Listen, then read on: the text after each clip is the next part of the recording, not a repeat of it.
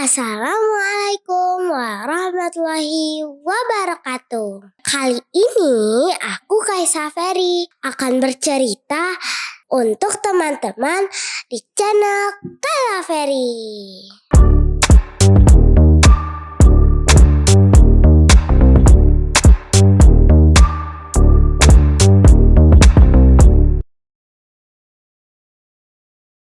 Wah, kali ini aku nih yang akan bercerita.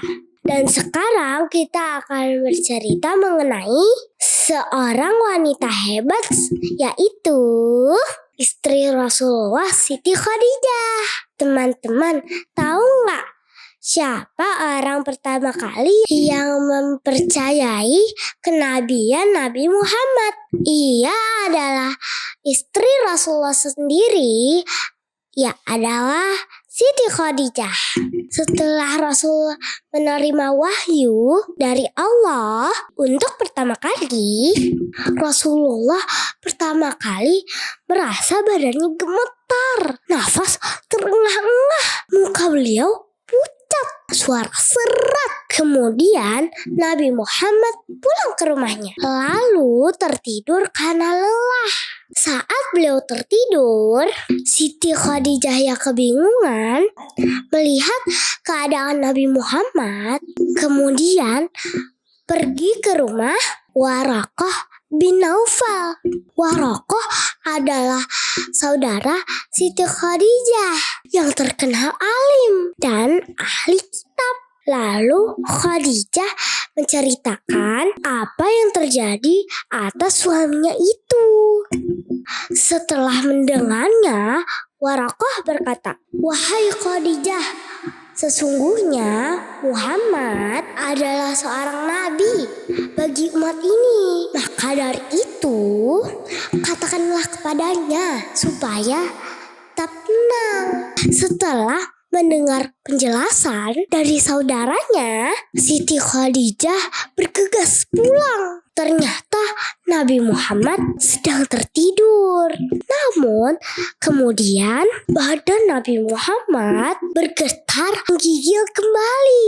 Nafasnya terasa sesak, keringat sudah membasahi wajahnya. Lalu Nabi Muhammad terbangun. Khadijah meminta Nabi Muhammad tenang dan istirahat kembali. Namun Nabi Muhammad menolak. Sudah tak ada waktu, Khadijah. Jibril membawa perintah supaya aku memberi peringatan pada umat manusia, mengajak mereka dan supaya beribadah hanya kepada Allah. Tapi siapa yang kuajak dan siapa pula yang mau mendengarkan? Kata Nabi Muhammad ke Khadijah. Dengan yakin Khadijah mengatakan dirinya beriman atas kenabian Rasulullah tanpa keraguan sama sekali. Siti Khadijah tak hanya mulia sebagai istri Rasulullah dan yang pertama kali masuk Islam, namun juga seorang wanita karir yang hebat. Beliau adalah pedagang yang sukses pada masa itu. Bayangkan, masa dahulu perempuan kan tidak mendapatkan kesempatan seperti laki-laki dalam segala hal.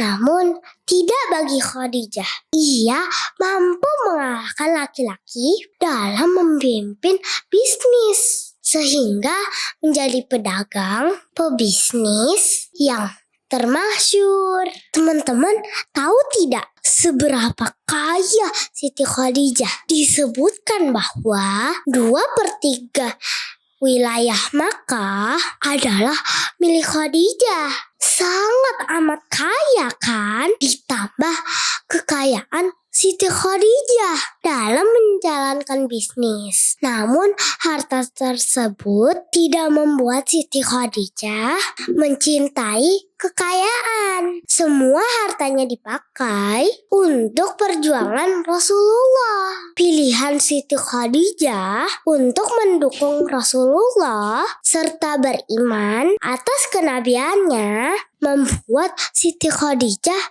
dibenci oleh seluruh negeri yang berujung di boikotnya semua bisnis Khadijah. Sejak saat itu, Siti Khadijah, Nabi Muhammad dan keluarganya dibatasi gerak-geriknya, diucilkan, dan dilarang melakukan aktivitas dalam masyarakat, apalagi melakukan usaha, sehingga keluarga Nabi Muhammad kehabisan harta sampai kehabisan makanan. Pernah suatu ketika Rasulullah melihat Khadijah sedang menangis. Rasulullah bertanya, apa hal membuat Khadijah menangis? Rasulullah khawatir, apakah Khadijah kecewa sudah menjadi istri Rasulullah sehingga hartanya habis dan hidup menderita. Ternyata tangisan Khadijah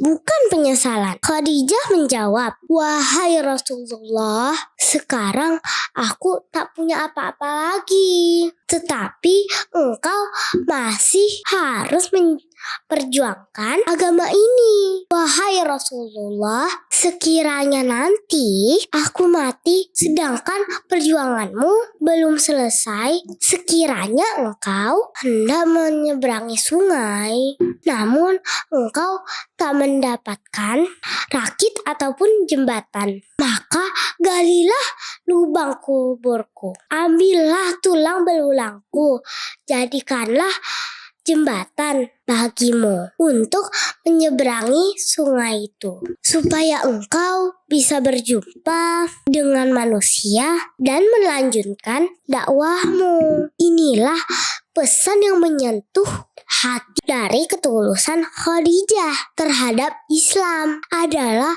segala hal yang ia miliki. Siti Khadijah tak memikirkan kemuliaan dunia. Ia menyerahkan semuanya untuk perjuangan Islam. Wah, mendengar ketulusan Khadijah membuat kita bersemangat ya sebagai muslim, terutama muslimah, bahwa kita bisa juga memberikan hal terbaik untuk perjuangan Islam. Oh ya, ada nih yang kita tak pernah lupakan, yaitu doa untuk saudara kita di Palestina. Semoga Allah segera mengasihkan kemenangan untuk kebebasan Palestina. Free Palestine. Demikian dulu ya cerita kali ini. Semoga kita ketemu lagi ya di konten selanjutnya. Saya Kaisa. Wassalamualaikum. Dadah.